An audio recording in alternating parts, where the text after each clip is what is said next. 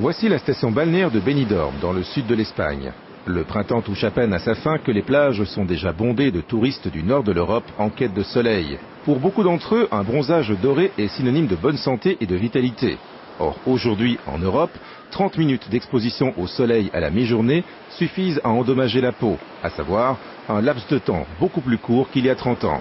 Ceci s'explique par le fait que les dernières décennies ont vu la couche d'ozone, censée nous protéger des mauvais rayons UV, s'affiner de manière alarmante.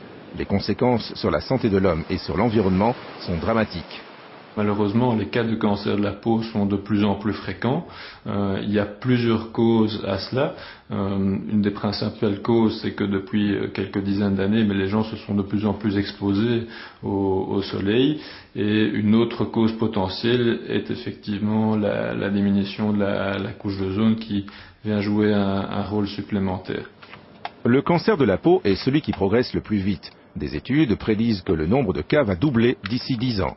Quand je vois ce qui se passe parfois sur les plages, je suis un peu effrayé puisque moi, comme je vois des patients qui après souffrent de cancer de la peau, c'est vrai qu'il y a de quoi être inquiet. Et donc il y a du travail encore en matière de prévention.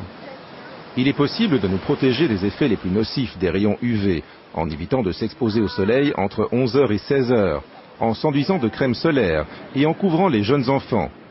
Mais les rayons UV affectent quand même les récoltes, les réserves de poissons et les matériaux transformés tels que les plastiques.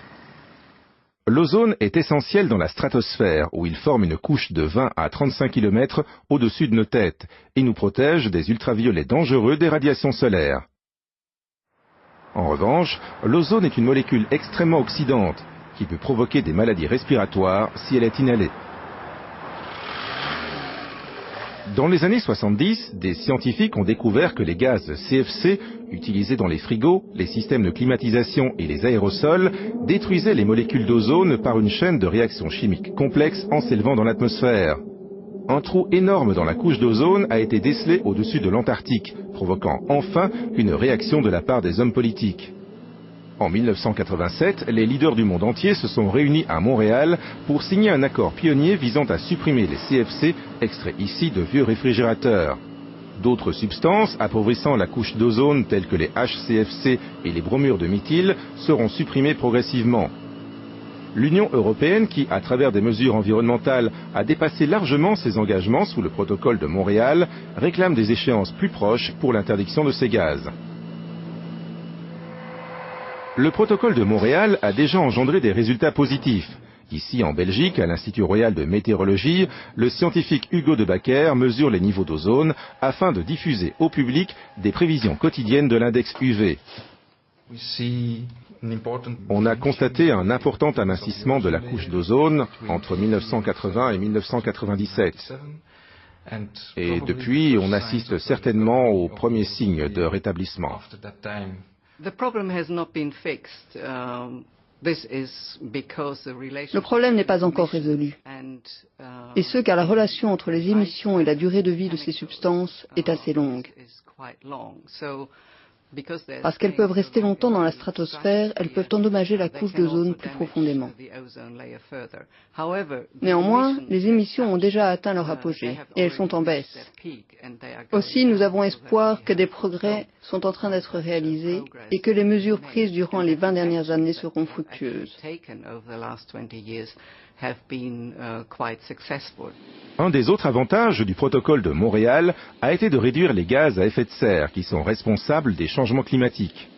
In fact, the contribution that has been made by the Montreal Protocol with regard to climate change is that en fait, l'apport du protocole de Montréal en matière de changement climatique a été qu'en réduisant les substances appauvrissant l'ozone, nous avons aussi réduit les émissions de gaz à effet de serre de plusieurs fois les objectifs visés par le protocole de Kyoto. Cela signifie que nous avons retardé de 10 à 12 ans les effets néfastes.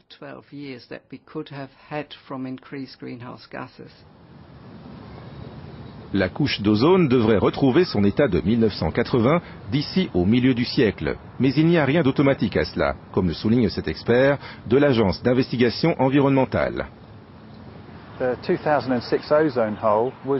Le trou de la couche d'ozone n'a jamais été aussi grand qu'en 2006. Nous sommes au cœur du problème. Et bien que des études prévoient un rétablissement de la couche d'ozone d'ici 2060, beaucoup d'hypothèses les remettent en question. La poursuite du commerce illégal de substances appauvrissant la couche d'ozone, l'approximation des données transmises, ou bien les interactions avec les changements climatiques sont autant de facteurs qui mettent en doute ces prédictions. Aujourd'hui, le danger ne vient plus de l'utilisation des gaz CFC qui ont été interdits dans les pays développés en 1996 et qui le seront en 2010 dans les pays en voie de développement. La menace provient désormais de ce que l'on appelle les banques de substances appauvrissant la couche d'ozone. Des millions de vieux réfrigérateurs et de climatiseurs sont toujours en service à travers le monde. Ils contiennent des quantités énormes de substances nocives à la couche d'ozone et représentent un réel danger s'ils ne sont pas recyclés convenablement. Cette usine, près de Salzbourg en Autriche, la première en son genre en Europe, recycle plus de 350 000 réfrigérateurs par an. Quand les frigos arrivent, leur système de réfrigération est vidé des CFC et ils sont détruits. Les éléments en métal et en plastique sont alors recyclés. Étonnamment, bien que des alternatives existent, les substances appauvrissant la couche d'ozone sont toujours disponibles sur le marché à des fins très spécifiques. Mais ici, dans le port de Rotterdam, aux Pays-Bas, le plus grand au monde en son genre, des mesures sont prises pour éliminer les derniers usages de ces substances. Avant de quitter l'Union européenne, tout le bois frais doit être traité, afin de s'assurer de l'absence de perce-bois. Traditionnellement, on vaporise les containers de bromure de méthyle, un insecticide puissant, nocif pour la santé des employés et pour la couche d'ozone. Mais alors que cet usage particulier est autorisé, dans le port de Rotterdam, il est interdit depuis 2005. Grâce aux fonds alloués par la Commission européenne, l'entreprise hollandaise ECO2 a développé le premier système de fumigation au monde qui détruit les parasites sans gaz, résidus ou émissions. Les containers sont placés dans un des 12 caissons étanches au gaz. Alors que l'oxygène y est aspiré, on augmente la température et tous les parasites sont immédiatement et naturellement éliminés. Nos clients sont les grands noms de l'industrie alimentaire, tels que Unilever. Ils veulent un système d'insecticides sain et respectueux de l'environnement,